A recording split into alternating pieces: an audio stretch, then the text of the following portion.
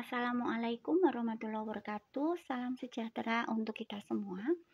Selamat pagi dan siang teman-teman. Bertemu lagi dengan saya, Bu Rini Setiawati, dalam mata kuliah psikometri. Nah, pada pertemuan kali ini kita akan membahas terkait dengan statistika dasar. Nah, telah diketahui ya teman-teman bahwa statistika dasar itu sudah dipelajari pada mata kuliah di semester 1. Nah, untuk pertemuan kali ini saya khususkan untuk flashback terkait dengan materi-materi statistika dasar yang telah teman-teman pelajari di semester 1 dan pada dasarnya yang akan dijadikan acuan dalam perhitungan di mata kuliah psikometri. Khususnya untuk mata pelajaran atau materi variabel validitas, reliabilitas, dan juga perhitungan koefisien korelasi serta metode penskalaan. Nah, untuk mempersingkat waktu, kita coba untuk bahas ya teman-teman satu persatu terkait dengan materi statistika dasar. Nah, materi kali ini yang pertama adalah saya berikan gambaran dulu terkait dengan apa yang disebut dengan statistika. Nah, statistika ini merupakan suatu bidang ilmu yang pada dasarnya digunakan untuk menyusun atau menganalisis, kemudian menyajikan dan memberikan interpretasi terhadap data yang berwujud angka. Jadi, tujuan dari atau manfaat atau fungsi dari statistika adalah digunakan untuk menyusun, menganalisis. Setelah dianalisis pastinya akan disajikan dalam rangka untuk memberikan interpretasi terhadap data yang berwujud angka. Jadi output dari statistika ini nanti akan berupa hasil interpretasi dalam bentuk angka-angka yang mungkin dapat memberikan gambaran terkait dengan data yang sudah dianalisis tadi. Nah, seperti itu. Selanjutnya, statistika ini merupakan ilmu mengenai pengolahan dan menafsirkan data secara kuantitatif. Nah, jadi ilmu yang mempelajari tentang pengolahan dan penafsiran data secara kuantitatif. Nah, oleh karena itu outputnya dapat berupa data kuantitatif yang merupakan gambaran interpretasi dari data yang diolah. Seperti itu. Kemudian selanjutnya, jadi kalau kita lihat dalam hal ini, statistika ini merupakan mata kuliah yang sangat penting. Kenapa? Karena untuk memahami teori dan model matematika yang digunakan dalam psikometrika. Jadi seperti yang tadi saya sampaikan di awal bahwa mata kuliah psikometri ini erat kaitannya dengan statistika karena dari statistika kita dapat memahami memahami teori dan juga model matematika yang pada dasarnya akan digunakan saat kita menganalisis permasalahan dalam bidang ilmu psikometri. Nah, kalau kita lihat ya penjelasan dari slide ini dapat disimpulkan bahwa progresnya dimulai dari data yang diperoleh, yang disajikan itu, kita hitung besaran-besarannya. Dalam hal ini masuk dalam statistika deskriptif. Nah, setelah data itu dihitung besaran-besarannya, maka diolah dengan teknik analisis untuk melakukan estimasi. Nah, atau yang disebut sebagai statistik inferensial. Dalam hal ini yang sering kita sebut sebagai pengujian hipotesis. Nah, seperti itu. Selanjutnya, kalau statistika deskriptif jelas ya, nanti kita akan menghitung besaran-besarannya. Kemudian kita masuk ke statistik inferensial. Nah, suatu riset itu memiliki hipotesis. Nah, seperti yang pernah saya jelaskan di pertemuan sebelumnya bahwa ketika kita melakukan riset terhadap populasi, gambarannya itu populasinya itu seperti ini ya, banyak subjek-subjek di dalamnya. Kemudian karena ini jumlahnya banyak, jadi kita bisa lakukan sampel, ambil sampel dengan teknik sampel. Nah, ini dikenai perhitungan dengan instrumen riset, kemudian akan menghasilkan data. Nah, data ini yang kita olah, kemudian untuk menguji hipotesis, diuji hipotesisnya H1-nya. Nah, apabila H1-nya itu sudah ada kesimpulan, entah itu H1 itu diterima atau tidak diterima, nah, ini kita dapat diterapkan pada keseluruhan populasi. Pengujian hipotesis ini dapat diterapkan terhadap keseluruhan hipotesis dengan ketentuan sampel yang kita ambil ini representatif terhadap populasinya. Nah, seperti itu. Nah, dalam hal ini melibatkan suatu hipotesis tentang parameter populasi. Nah, dalam hal ini setelah data ini diperoleh, nanti akan dianalisis terhadap data sampel, kemudian penolakan atau penerimaan hipotesis, kemudian kesimpulan dari hipotesis ini dapat diterapkan terhadap keseluruhan populasi. Nah, ini konsep dalam melakukan statistik inferensial, begitu. Selanjutnya, nah kita masuk pada tahapan statistika deskriptif dulu ya. Nah, statistika deskriptif, karena statistika inferensial nanti akan teman-teman cermati dan dalami ketika pelajaran mata kuliah statistika lanjut. Nah, dalam hal ini yang perlu kita pelajari yang erat kaitannya dengan psikometri adalah statistika dasar atau statistika deskriptif. Nah, di sini ada distribusi skor. Contoh distribusi skor yaitu hasil tes. Nah, hasil tes ini merupakan data skor item dan data skor tes. Nah, contohnya di sini ada satu hasil tes. Nah, maaf ya, ini 100 ya, ini lanjutannya di sini nih. Nah, ada 100, 105, 95, 90, 100, 95, 105, 110, 115, 100 dan seterusnya. Kalau teman-teman cermati di sini, apakah teman-teman bisa melihat atau menyimpulkan mana yang merupakan nilai tertinggi dan nilai terendah, kemudian rata-rata nilainya berapa, kemudian nilai yang sering muncul berapa. Nah, kalau dalam hal ini contohnya adalah data skor tes inteligensi ya. Apakah teman-teman bisa? Mungkin kalau datanya masih segini kita bisa lihat ya, tapi perlu mencermati satu-satu. Nah, lalu ketika teman-teman dihadapkan pada tes yang segitu banyak, maksudnya dalam rentangan distribusi yang banyak, mungkin teman-teman membutuhkan suatu analisis atau penyajian data yang membantu teman-teman untuk melakukan interpretasi. Nah, proses tersebut itu dilakukan dengan menyajikan data dalam bentuk statistika dasar. Begitu.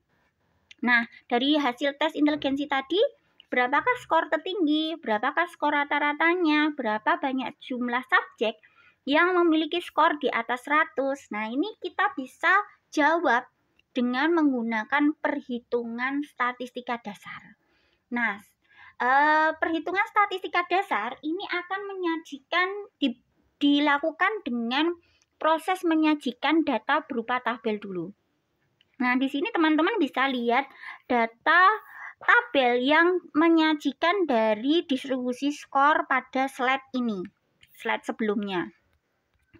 Nah, pada tabel ini teman-teman bisa cermati bahwa distribusi frekuensi skor inteligensi atau skor Y ini diperoleh dari skor 80, F-nya itu ada 1, kemudian jadi dari data ini ini 80, ini jumlahnya ada 1.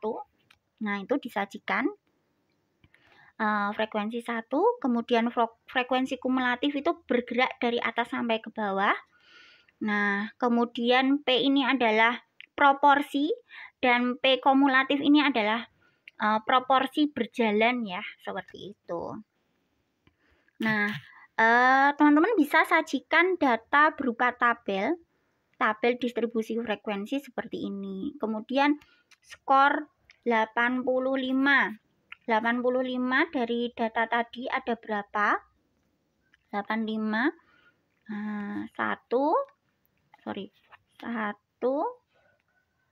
1 kemudian 852. Nah, itu berarti frekuensinya ada 2. Jadi tinggal dituliskan di sini. Maaf, pencet. Nah, maaf, ada 3 ding ya. Ada 3, satunya lagi mana ya? Nah, ini 1. Nah, ketemu. Nah, seperti itu. Selanjutnya, untuk menghitung frekuensi kumulatif itu bergerak dari atas ke bawah. Kalau ini frekuensi skor 80, frekuensinya 1, berarti frekuensi kumulatifnya adalah 1. Kemudian ini 3, berarti tinggal dijumlahkan saja. 1 tambah 3, 4. Kemudian ini 9, dapatnya dari mana? 4 ditambah 5, 9. Begitu seterusnya sampai 50, karena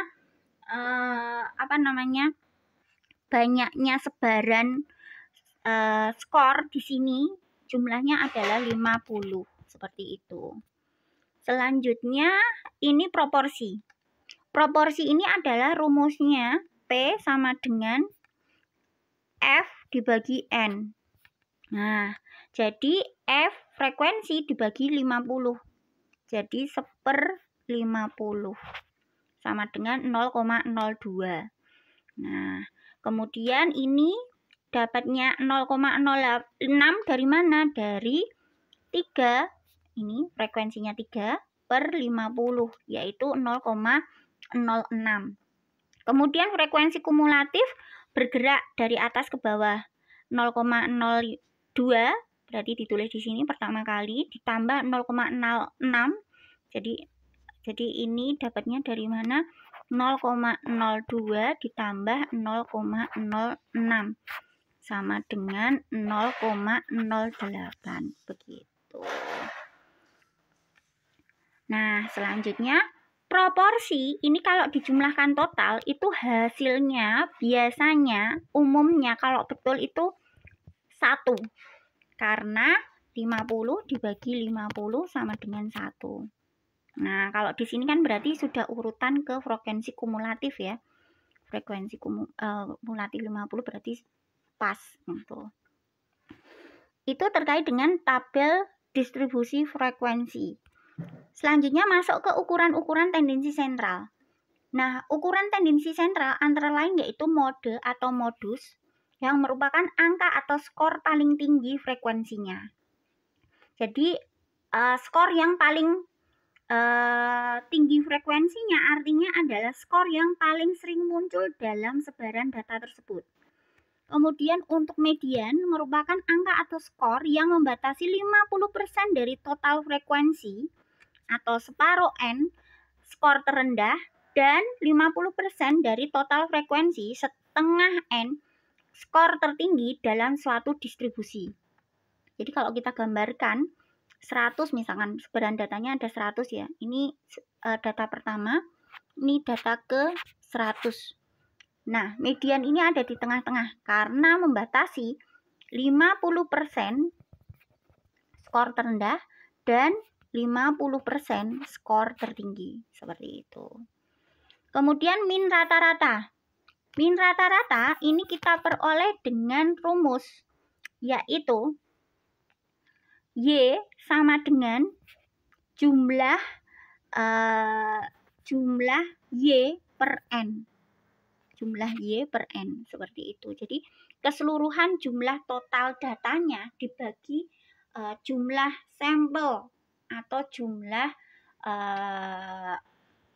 frekuensinya, seperti itu.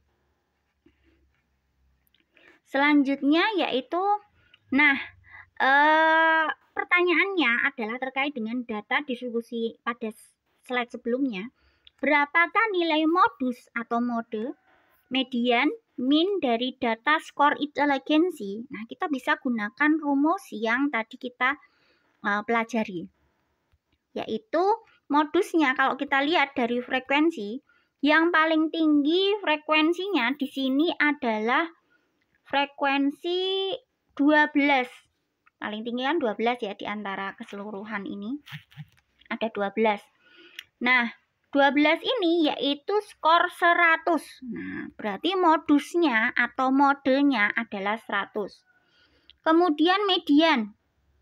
Nah, median ini kita bisa peroleh dengan cara yaitu 99,5 ditambah 0,12. Nah, ini dapatnya dari mana?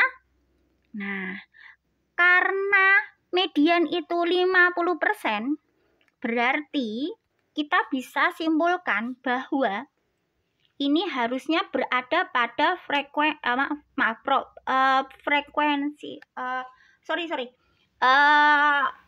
proporsi 0,5.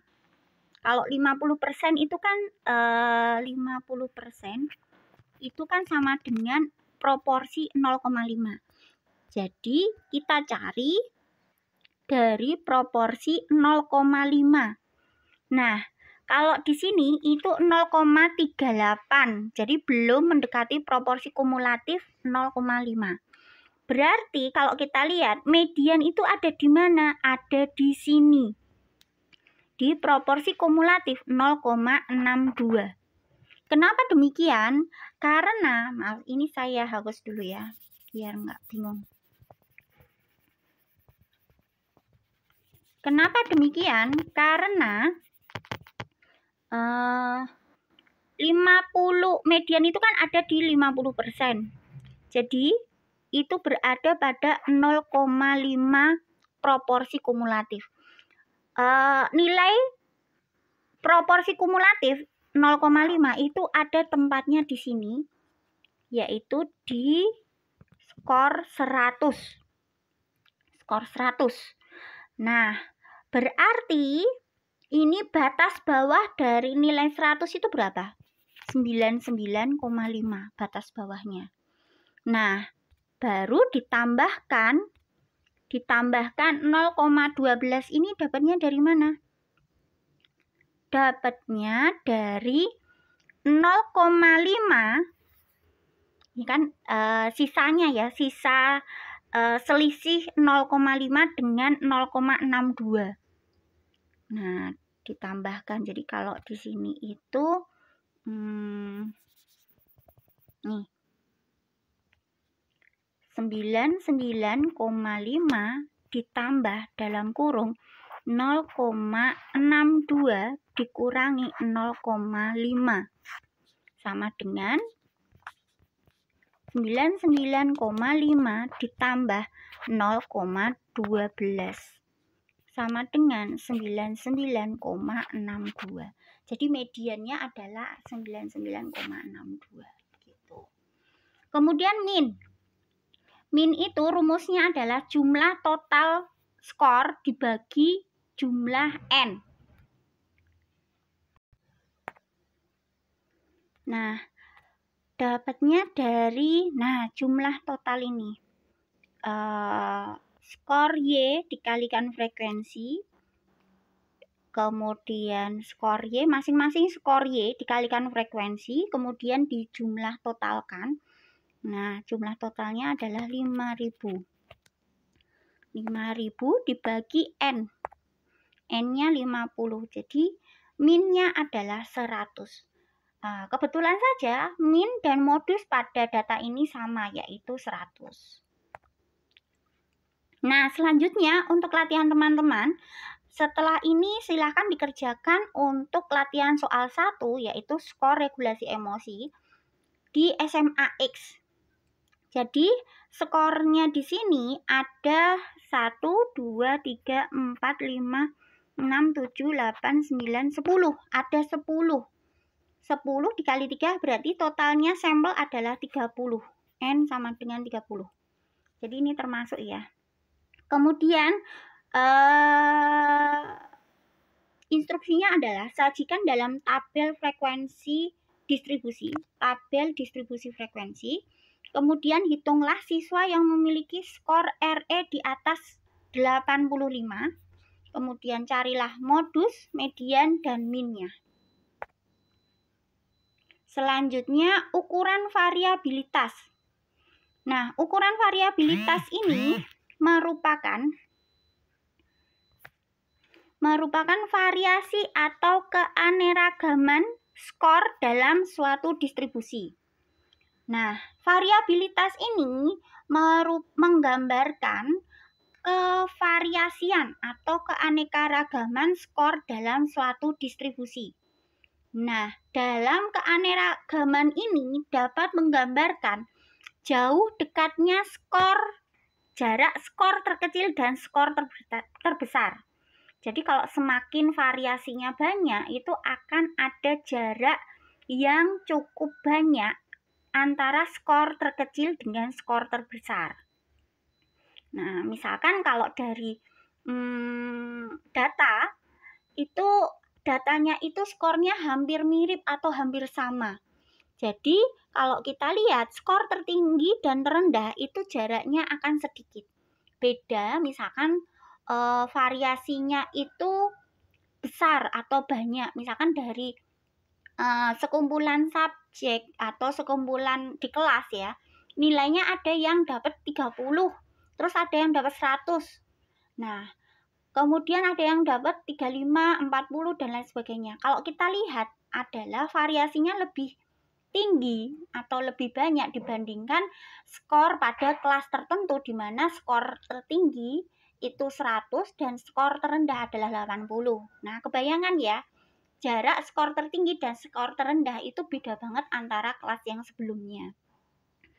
Nah, selain itu, variabilitas itu menggambarkan merata atau tidak frekuensi skor yang ada.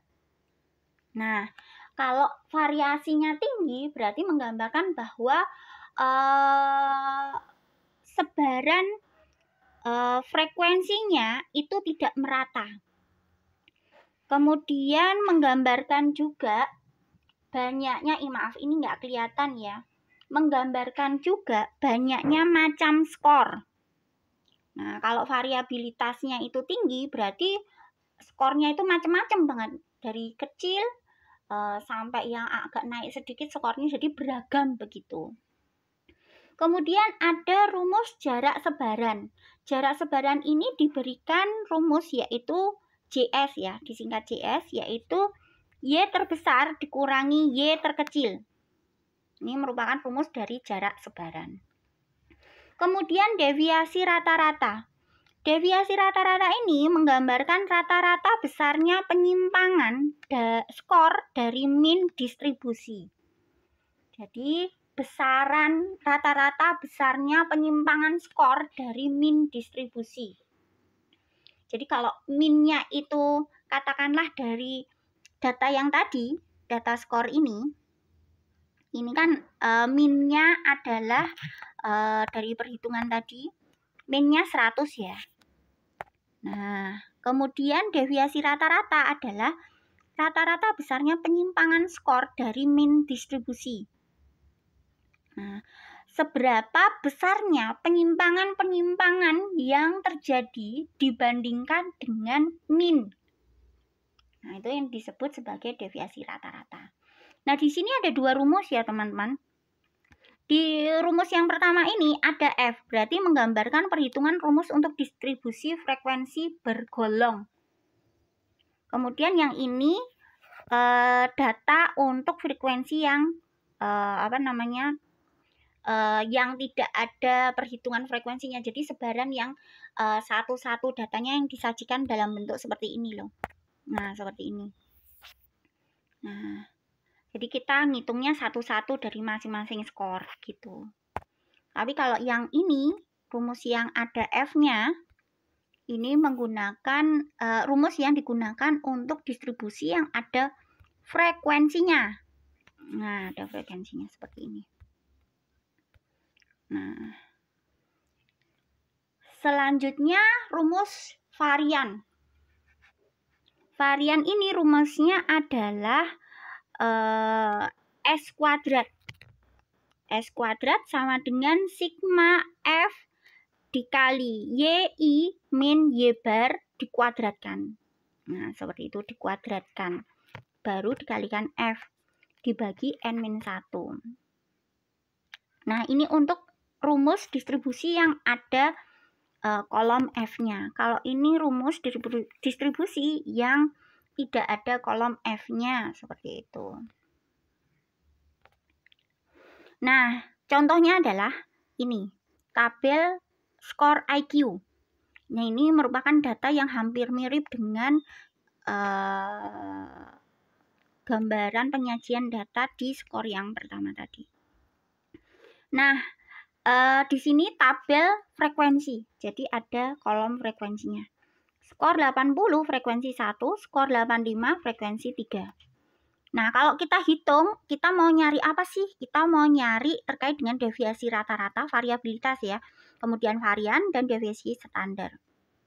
Nah, kita cari dulu YI min Y bar. Y bar ini adalah min.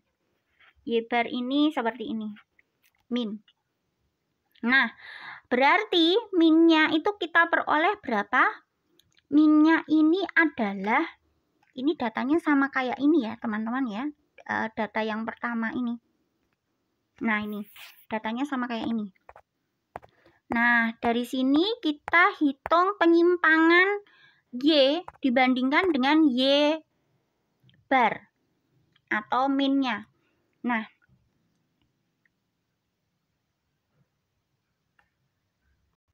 kalau di slide sebelumnya kita sudah hitung minnya ada berapa teman-teman?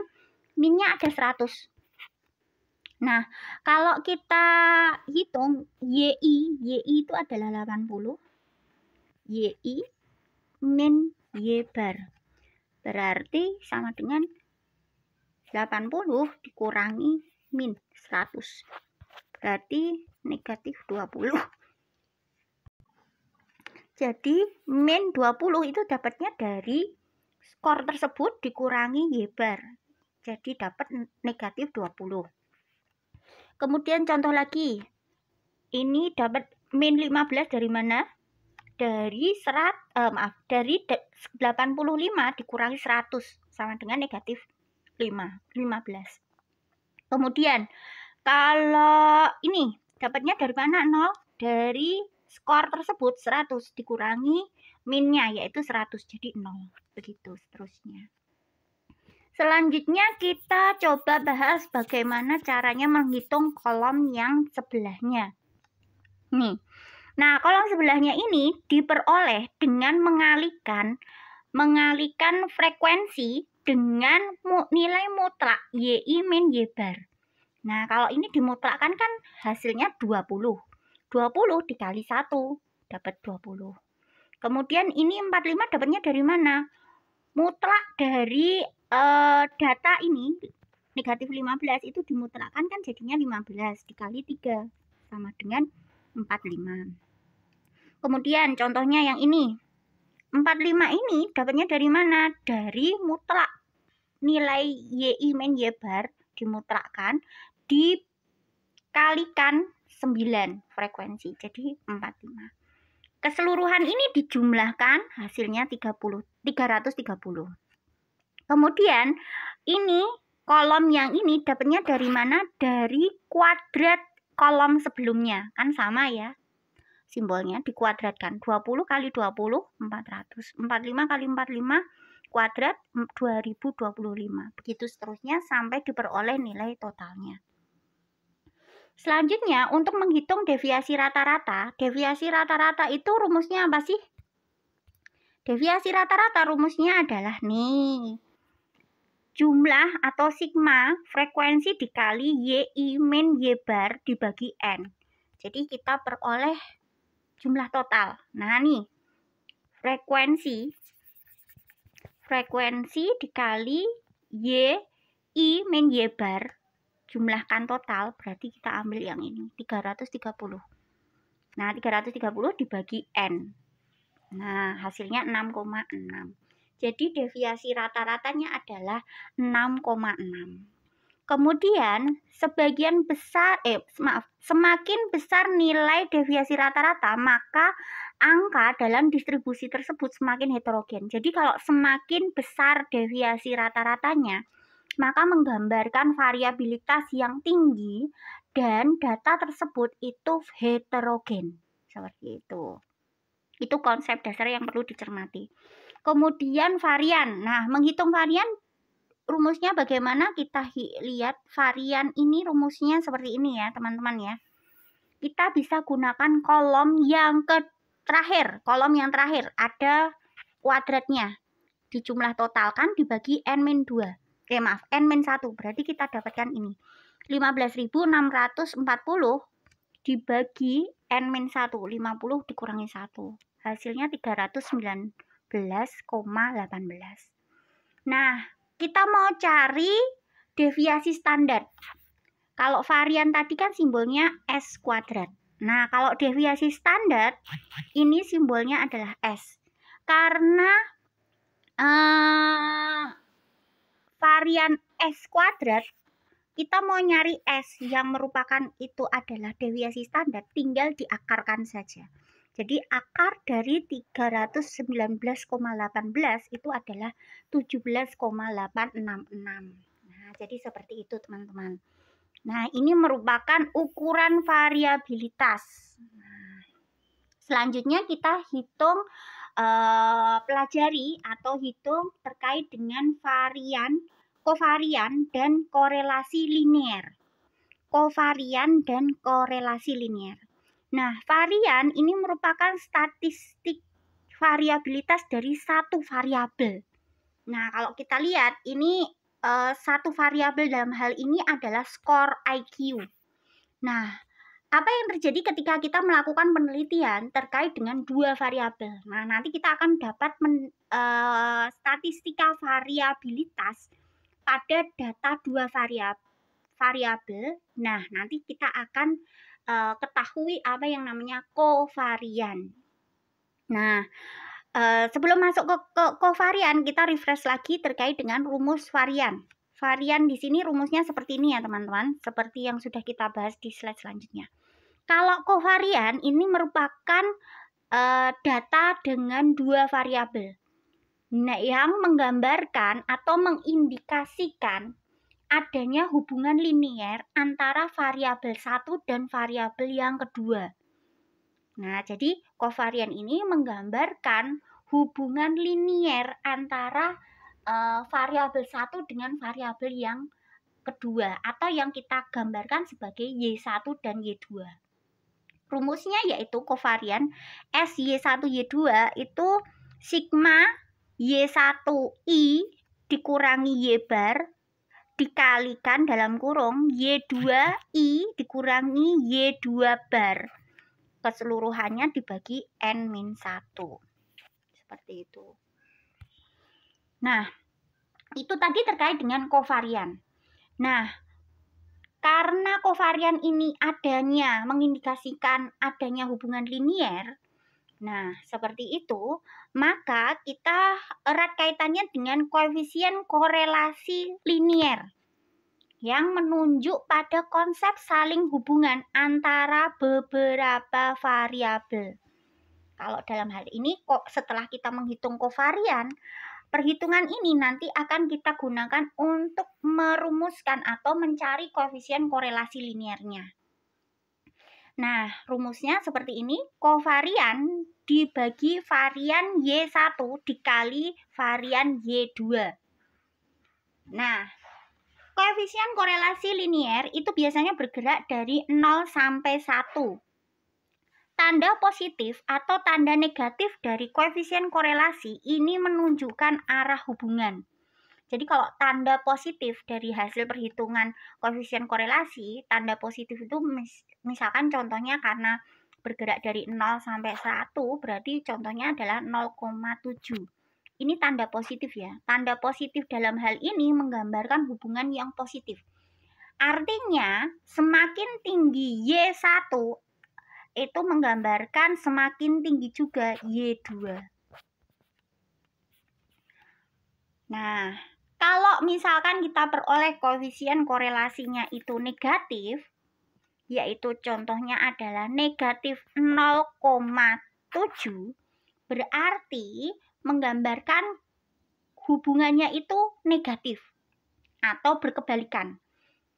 Berkebalikan itu seperti apa? Berkebalikan itu seperti contohnya, semakin tinggi Y1 ini akan menyebabkan Y2-nya rendah.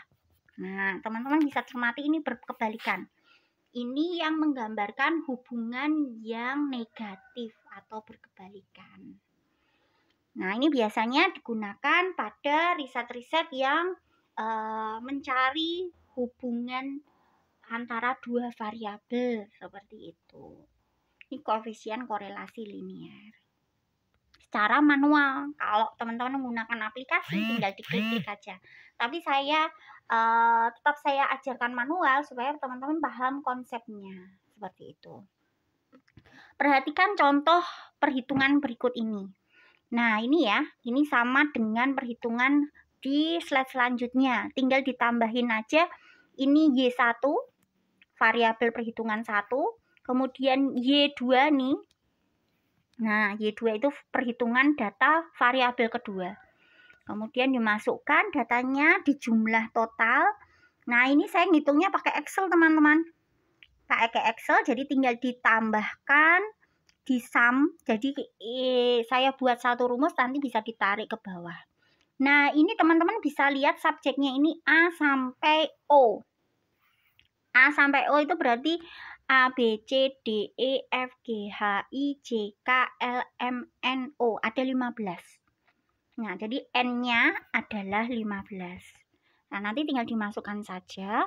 Kemudian kita masukkan rumus, diperoleh data variannya 4,19, deviasi standarnya. Kemudian untuk variabel Y1, sedangkan untuk variabel Y2 itu adalah 5,3, kemudian deviasi standarnya 2,3, kemudian kovariannya kita bisa peroleh, dapatnya dari mana, Bu? Ya, saya ngitung pakai rumus ini.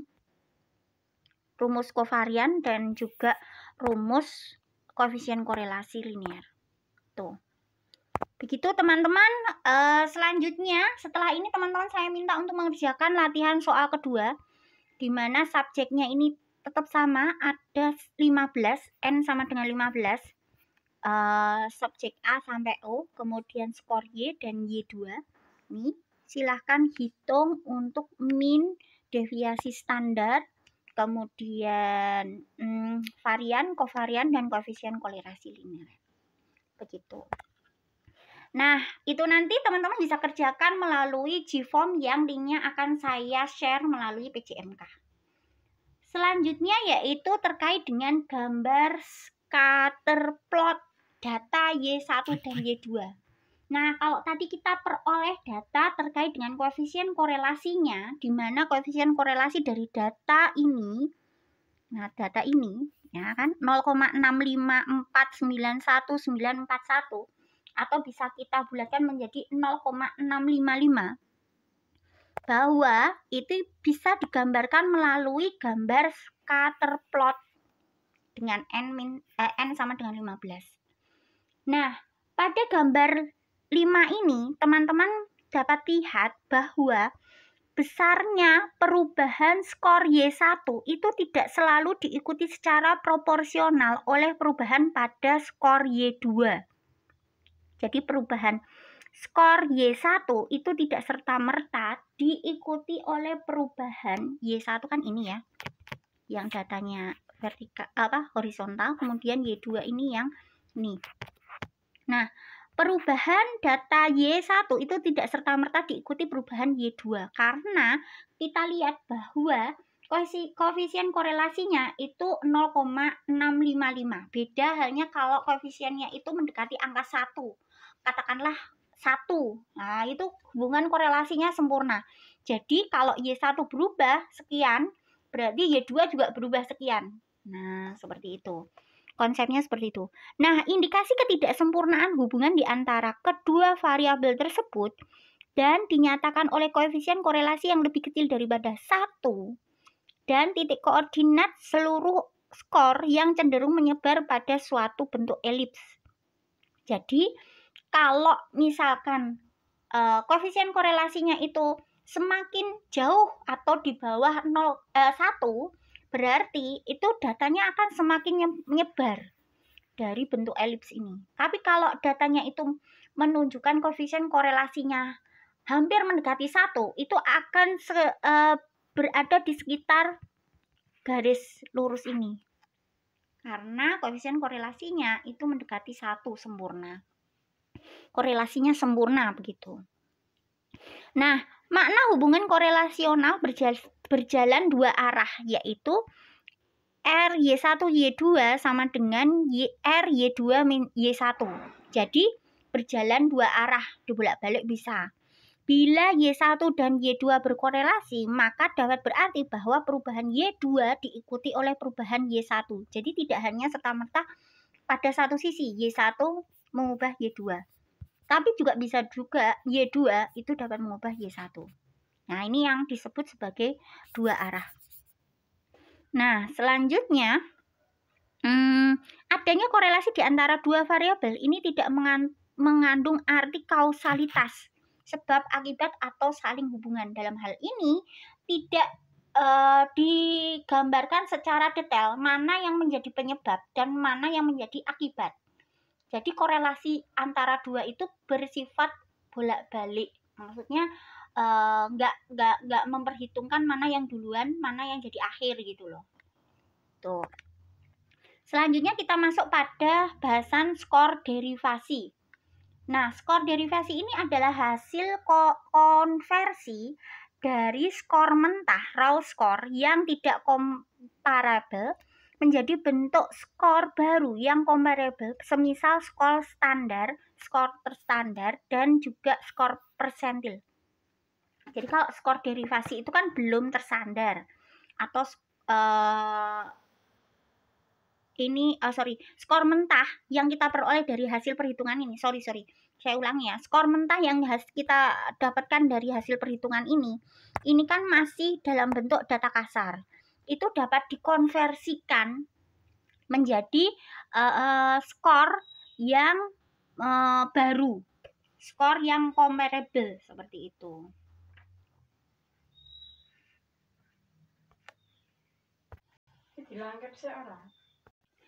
Nah, derivasi ini dapat dilakukan dengan berbagai cara. Namun di sini ini saya akan coba uraikan cara derivasi dengan menggunakan deviasi standar. Nah, contohnya bahasan yang pertama adalah skor standar atau standard scores. Nah, skor standar ini merupakan skor mentah Y yang telah diubah menjadi bentuk lain berdasarkan penyimpangannya dari harga min Y yang dinyatakan dalam bentuk satuan deviasi standar. Nah, jadi proses menderivasikan ini diuraikan dengan menggunakan deviasi standar. Jadi menggunakan rumus deviasi standar.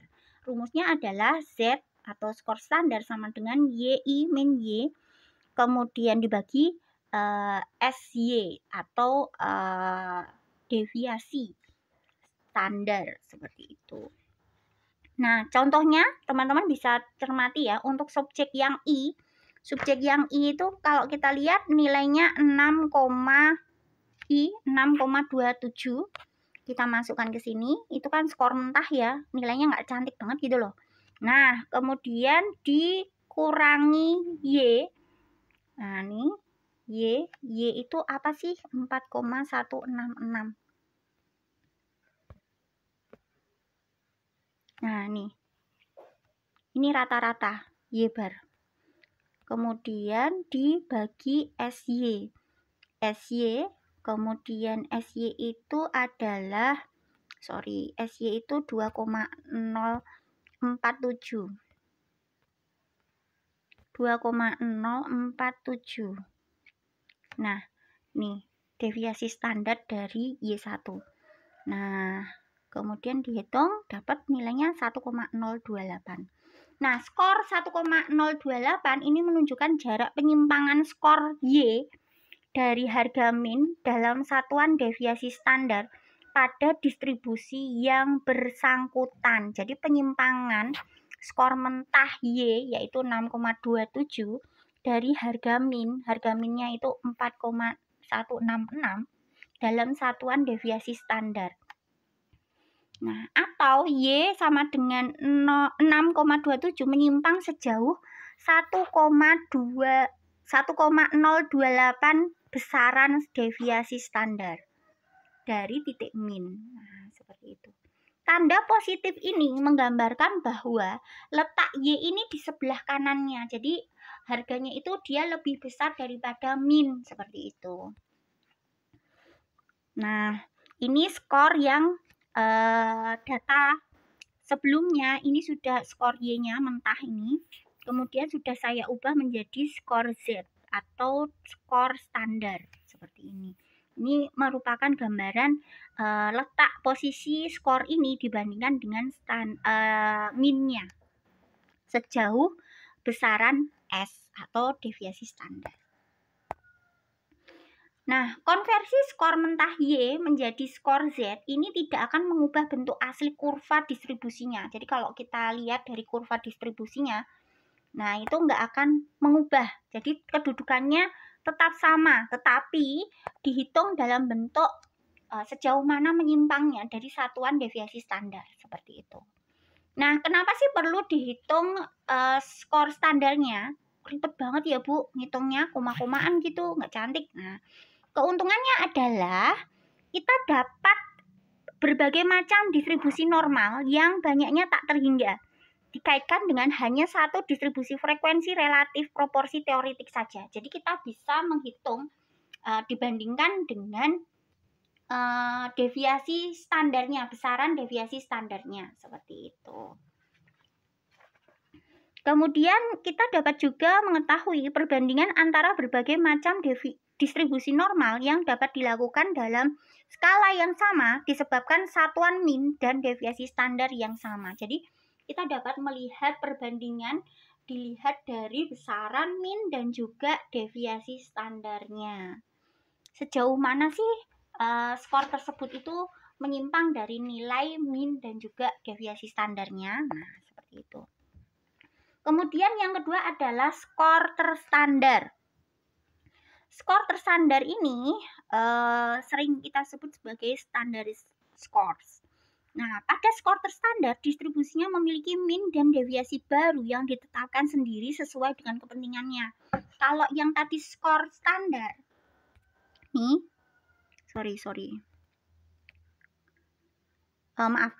benar, skor standar ini kita gunakan min dan juga deviasi standar dari data tersebut.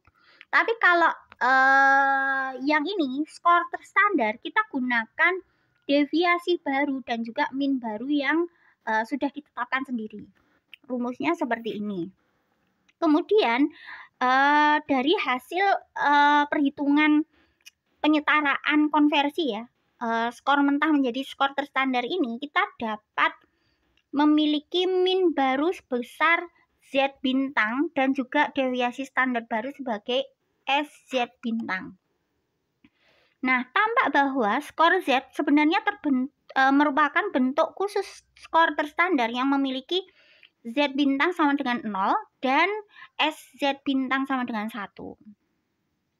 Skor terstandar dipilih karena untuk menghindari angka negatif yang pasti diperoleh dalam setiap pengubahan skor mentah menjadi skor Z. Nah, kalau teman-teman cermati, pada perhitungan skor standar ini, teman-teman akan menemui hasil-hasil yang negatif dan positif. Nah, karena kita menggunakan deviasi standar dan min dari data tersebut. Nah, kalau dari data terstandar ini, kita akan memperoleh data yang relatif lebih positif. Karena kita menggunakan deviasi baru dan juga min baru. Beberapa contoh skor terstandar yang populer itu adalah skor T. Ini untuk rumus dari konversi skor T dari tes T kayak gitu. 50 ditambah 1 kali skor Z. Nah, hasilnya seperti ini. Kemudian nilai tes PAPS, tes yang sering digunakan untuk mengukur potensi akademik di UGM. 500 ditambah 100 kali skor Z, seperti itu.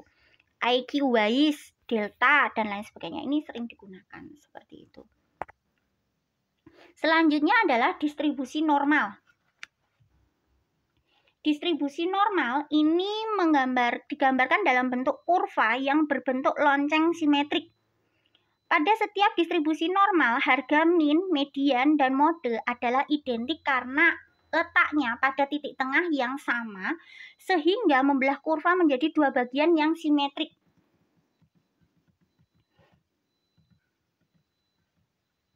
Nah, model kurva lonceng simetrik ini tersebut dibentuk oleh fungsi densitas probabilitas normal sebagai berikut. Jadi ada rumusnya seperti ini. Ini hanya pengetahuan saja ya, sudah dipelajari di statistika dasar. Kemudian distribusi normal standar. Nah, ini mengkonversi terhadap skor Y yang terdistribusi normal menjadi skor Z akan menghasilkan distribusi normal baru yang memiliki min sama dengan 0 dan deviasi standar 1 yang disebut distribusi normal standar. Nah, di sini nanti akan dibagi menjadi deviasi standar sama dengan 1 seperti itu. Ini mu. Mu itu min dari kelompok populasi. Distribusi normal standar memiliki harga min, median, dan mode yang identik dan terletak pada Z sama dengan 0. Kalau kita lihat ini kurva lonceng terbalik seperti ini.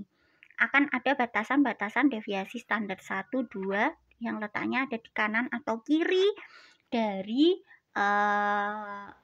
nilai min atau mu. Ciri khas distribusi normal standar adalah luas setiap daerah pada kurva normal yang dibatasi skor Z tertentu menunjukkan besaran probabilitas distribusi teoretik dan menunjukkan pula proporsi daerah tersebut relatif terhadap seluruh daerah kurva, seperti itu. Kemudian yang terakhir, bahasan terakhir adalah terkait dengan penyetaraan skor. Nah, contoh penggunaan hasil derivasi skor mentah menjadi skor terstandar adalah dalam prosedur penyetaraan skor equating dari dua set berbeda dari tes yang mengukur atribut yang sama. Nah, dalam hal ini, kedua tes paralel atau ekuivalen ini menggambarkan dibangunnya dari dua blueprint yang sama dengan spesifikasi yang juga setara meliputi banyaknya item dan tingkat kesukarannya. Jadi tes yang paralel atau ekuivalen ini dibangun dari blueprint yang sama dengan spesifikasi yang setara yang menggambarkan jumlah itemnya itu sama dan tingkat kesukarannya itu juga sama. Ini dianggap tes yang paralel. Kemudian model penyetaraan yang umumnya dilakukan selain penyetaraan equipersentil adalah penyetaraan linier dengan menggunakan statistik min dan deviasi standar dari kedua kelompok subjek yang bersangkutan. Ini menurut Thorndike 82. Ini gambarannya seperti ini ya penyetaraan skornya ya teman-teman. Nah, nanti setelah ini kalau ada pertanyaan silahkan Pak bisa disampaikan saat sesi diskusi. Setelah ini nanti teman-teman perlu mengerjakan G-form untuk analisis kasus. Analisis kasusnya dari latihan soal 1 dan latihan soal 2. Silakan nanti dikumpulkan melalui G-form tersebut untuk menjadikan nilai analisis kasus. Baik, itu tadi penjelasan dari saya teman-teman. Mohon maaf atas segala kekurangan. Terima kasih atas perhatiannya. Wassalamualaikum warahmatullahi wabarakatuh.